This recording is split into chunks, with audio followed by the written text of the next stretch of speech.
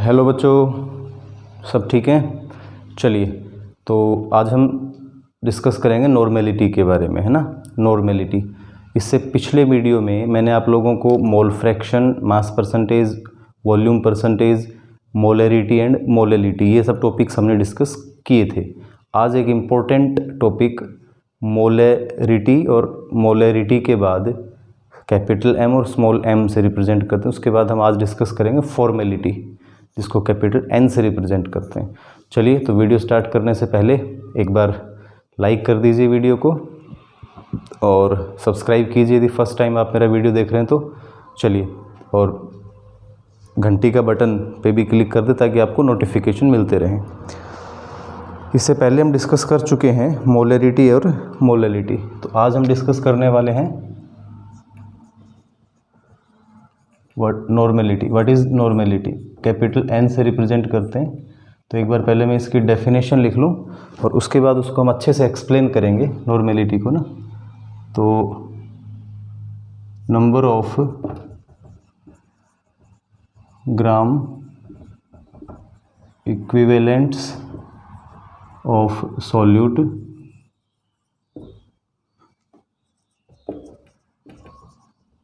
dissolved in 1 liter per liter of solution is called normality. ठीक है बेटा, इसको क्या कहते हैं? नॉर्मेलिटी। अब नॉर्मेलिटी में हमने क्या बोला? Number of gram equivalents of solute dissolved पर लीटर ऑफ सॉल्यूशन। तो ये ग्राम इक्विवेलेंट क्या होता है? ग्राम इक्विवेलेंट, आपने फर्स्ट टाइम आई थिंक ये वर्ड सुना होगा 11th क्लास वाले बच्चों ने। तो ग्राम इक्विवेलेंट्स को हम कैसे डिफाइन करते हैं भाई? ग्राम इक्विवेलेंट्स को, इसके बारे में आपको बता दूं। मास ऑफ सॉल्यूट को यदि हम डिवाइड कर दें, क्या भाई? Given mass of solute in grams, उसको डिवाइड कर दिया जाए इक्विवेलेंट मास ऑफ द, या equivalent weight of the solute से। किससे बेटा? Equivalent mass of the solute, equivalent mass of solute. अब इक्विवेलेंट मास क्या होता है, अब ये पता होना चाहिए हमें। इक्विवेलेंट मास, तो इक्विवेलेंट मास किसी भी सब्सटेंस का, एसिड का, बेस का, साल्ट का, कैसे निकाल सकते हैं हम? उसका मोलिकुलर मास, क्या बेटा? उसका मोलिकुलर मास को n से डिवाइड कर दें। देखो, मोलिकुलर मास, या फिर कोई आयन है तो उसका ग्राम, जैसे आयन का एटॉमिक मास होगा वो, या फिर तो हम इसको मोलिकुलर मास को डिवाइड करें n से। Molecular mass divided by n। अभी n क्या है यहाँ पे? What is n? n को हम बोलते हैं एसिडिटी, या फिर बेसिसिटी, या फिर उसको हम साल्ट्स के लिए उसका चार्ज से डिवाइड कर सकते हैं, मतलब चार्ज के इक्वल रहेगा। जैसे कैटाइन पे यदि 2 पॉजिटिव चार्ज है किसी कैटाइन पे, तो उसके लिए n की वैल्यू 2 हो जाएगी। Charge on ion in case of ions. ठीक है भाई। तो अब देखो एसिडिटी क्या होता है, अभी सारी चीज़ें एक बार डिस्कस कर लें आपके साथ। एसिडिटी, ये एसिडिटी एक्चुअली बेसिस के लिए होता है और बेसिसिटी एसिड्स के लिए होता है। ठीक है, एसिडिटी का मतलब हम कैसे बता सकते हैं? एक मिनट रुकना बेटा।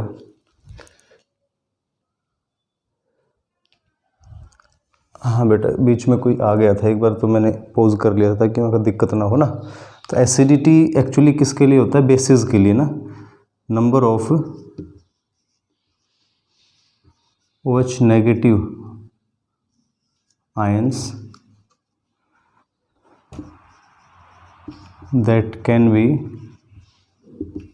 Given by n given by base molecule, उसको हम कहते हैं उसकी एसिडिटी। जैसे फॉर एग्जांपल NaOH, तो इसकी एसिडिटी 1 है, मोनो एसिडिक बेस है। क्या है ये? Mono acidic base.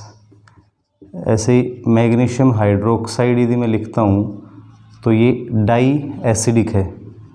Aluminium hydroxide यदि मैंने लिखा तो ये इसकी 3 OH नेगेटिव आयन से प्रोड्यूस कर सकता है, तो ये ट्राई एसिडिक बेस है। ठीक है बेटा। इसी तरह से बेसिसिटी, ये एक्चुअली एसिड के लिए रहेगा कि एक एसिड मॉलिक्यूल कितने H पॉजिटिव आयन देता है, number of H positive ions that can be produced या given by an acid molecule in aqueous solution कह सकते हैं वैसे दोनों में ही, by base molecule in aqueous solution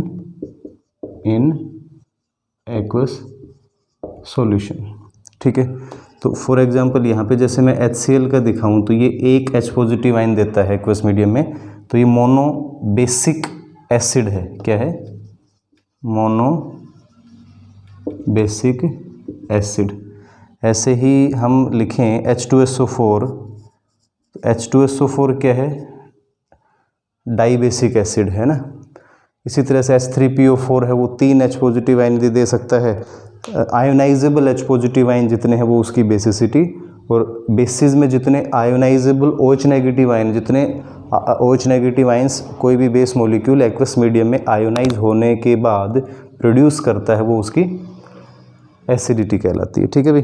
तो N क्या है ये हमें पता लग गया। अब N की वैल्यू पता लग गई सभी को, ठीक है ना। तो जैसे फॉर एग्जांपल अब मैं बताता हूँ आपको कि इक्विवेलेंट मास कैसे निकालते हैं ना। शॉर्ट में इसको इक्विवेलेंट मास फॉर HCl यदि मैं कहूँ तो HCl का मोलिकुलर मास 36.5 और उसके लिए N की वैल्यू 1, तो इसका 36.5 ही आ जाएगा इक्विवेलेंट मास। ऐसे ही इक्विवेलेंट मास फॉर H2SO4 यदि मैं कहूँ तो इसका molecular mass 98 divided by N की वैल्यू, ये जब टूटेगा तो 2 H पॉजिटिव आयंस प्रोड्यूस करता है, तो ये आ जाएगा 49। समझ रहे हो? इस तरह से हम किसी भी सब्सटेंस का इक्विवेलेंट मास कैलकुलेट कर सकते हैं। और इक्विवेलेंट मास आने के बाद हम क्या कर सकते हैं कि गिवन मास ऑफ सोल्यूट को डिवाइड कर दें उसके इक्विवेलेंट मास से, तो हमारे पास क्या आ जाएगा? नॉर्मेलिटी आ जाएगी। तो अब देखो, नॉर्मेलिटी के लिए मैं फॉर्मूला लिखना चाहूँ तो मैं क्या लिख सकता हूँ कि given mass of solution, given mass of solute in grams, तो उसको WB से लिख दिया मैंने, अपॉन में इक्विवेलेंट मास ऑफ सोल्यूट। क्या भाई? इक्विवेलेंट मास ऑफ सोल्यूट, तो उसको हम इक्विवेलेंट या शॉर्ट में लिखना चाहो तो चलो EQ, इक्विवेलेंट मास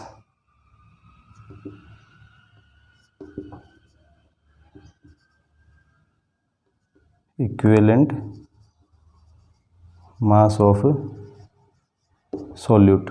वैसे तो चलो एक मिनट, इसको हम पूरा दोबारा से देखें तो हम क्या लिखते हैं? Normality is equal to number of gram equivalents of solute upon में वॉल्यूम ऑफ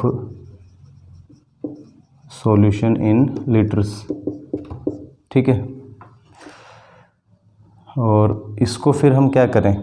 अब नंबर ऑफ ग्राम इक्विवेलेंट्स को कैसे लिख सकते हैं? गिवन मास अपॉन में इक्विवेलेंट मास ऑफ सॉल्यूशन। तो गिवन मास को मैंने लिख दिया WB अपॉन उसको मैंने लिख दिया इक्विवेलेंट मास, EM लिख दूँ, इक्विवेलेंट मास। ठीक है।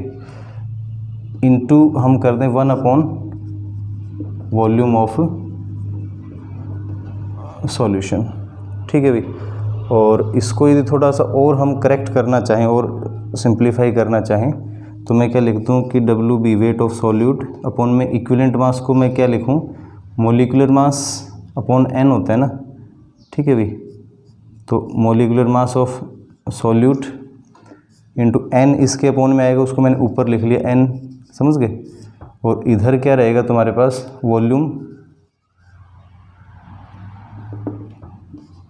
Volume of solution. यदि ये ml में हो, इन ml, तो इसके लिए फिर 1000 से डिवाइड करेंगे, उसको लीटर में कन्वर्ट करने के लिए वो ऊपर चला जाएगा। तो इस तरह से हम लिख सकते हैं normality is equal to this. अब इसके लिए एक दो क्वेश्चन लेके देखते हैं, चलो एक न्यूमेरिकल करके देखते हैं सीधा यहीं पे नॉर्मेलिटी से रिलेटेड। कि यदि जैसे मैं तुमसे कहूँ कि फॉर एग्जांपल भी आपका 196 ग्राम, एक क्वेश्चन सिंपल सा मैं ले लेता हूँ। If 196 gram of H2SO4 is dissolved in 500 ml of solution, then what is the normality of the solution। तो इसका सॉल्यूशन देखो अब सीधा सा है, हम क्या लिखेंगे, हमें गिवन क्या क्या है यहाँ पे। न्यूमेरिकल जब भी सॉल्व करते हो तो आप गिवन चीज़ें, W B weight of solute आपको 196 ग्राम गिवन है ना। Molecular mass of solute H2SO4 का निकाल लोगे, 98 U आता है, यूनिफाइड मास यूनिट मॉलिक्यूल है ना, ये कंपाउंड है। N की वैल्यू यहाँ पे N फैक्टर कितना है, 2 है H2SO4 के लिए, डाई बेसिक एसिड है ये, ठीक है। फिर फॉर्मूला क्या यूज़ होगा हमारा, नॉर्मेलिटी इज इक्वल टू, जो फॉर्मूला है नीचे मैंने लिखा हुआ है ही, तो फॉर्मूला लिखो। अब यहाँ पे वैल्यू पुट करो, 196 डिवाइडेड बाई 98 है ना, इंटू N की वैल्यू जो मैंने N की जगह 2 रख दिया, इंटू 1000 और अपॉन में 500 ml वॉल्यूम किसका, सॉल्यूशन का। तो ये कितना आ जाएगा भाई, आई थिंक 2 से कैंसिल हो गया, और 2 नहीं, ये हमारा ये 2 आ गया, तो 2 2 ज़ा 4 2 ज़ा 8 आ जाएगा इसका, 8 नॉर्मल, ठीक है ना।